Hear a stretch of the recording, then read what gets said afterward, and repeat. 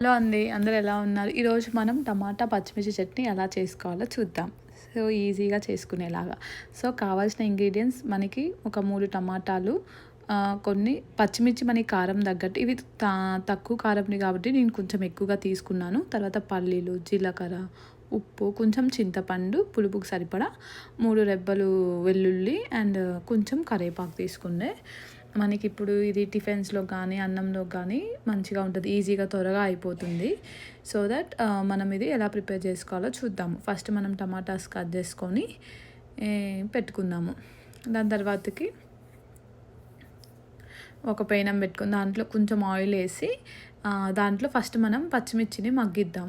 ఇక్కడ ఒకటి నోట్ అండి, పచ్చిమిర్చి మనం కారం తగ్గట్టు వేసుకోవాలి, ఇన్ని వేయొద్దు. మాకు దగ్గర కారం తక్కువగా ఉన్నాయి కాబట్టి నేను ఎక్కువ వేసుకున్నాను.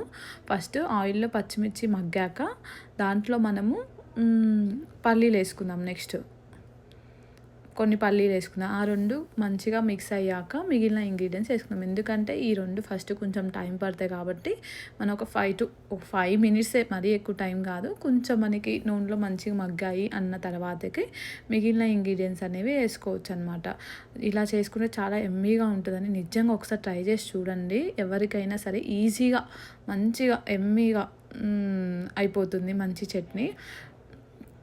సో దీంట్లో మనము కొంచెం ధనియాలు, కొంచెం జీలకర్ర,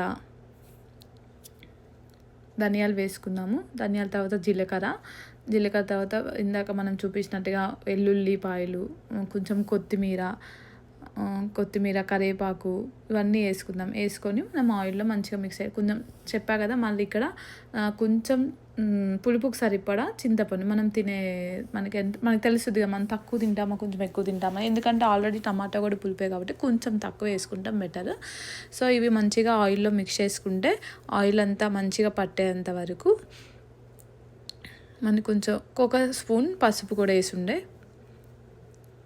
వేసి మనం అన్నీ మిక్స్ చేసుకొని అట్లా మిక్స్ చేసుకున్నాక అంతా కలిసేలాగా మనం మంచిగా మిక్స్ చేసుకోవాలి.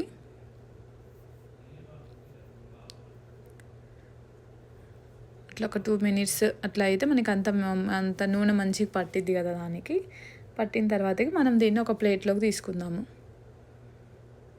చూపించిన విధంగా ఒక ప్లేట్లో తీసుకొని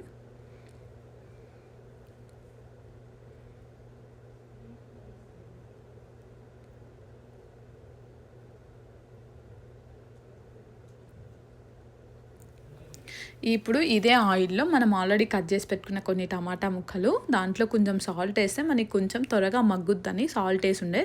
సో మనం ఇట్లా పెట్టుకొని మూత పెడితే తొందరగా మనకి ఉడుకుతుంది అనమాట, అంటే కొంచెం మగ్గుతుంది ఆయిల్లో. సో అందుకోసమే ఒక 5 మినిట్స్ అలా పెట్టి మధ్య మధ్యలో ఒకసారి చెక్ చేసుకోవడానికి అలా పెట్టి చూస్తున్నాం. సో మళ్ళీ పెడితే మనకి 5 మినిట్స్ తర్వాతకి మనకి బాగా మగ్గి ఉడుకుతుంది అనమాట. బాగా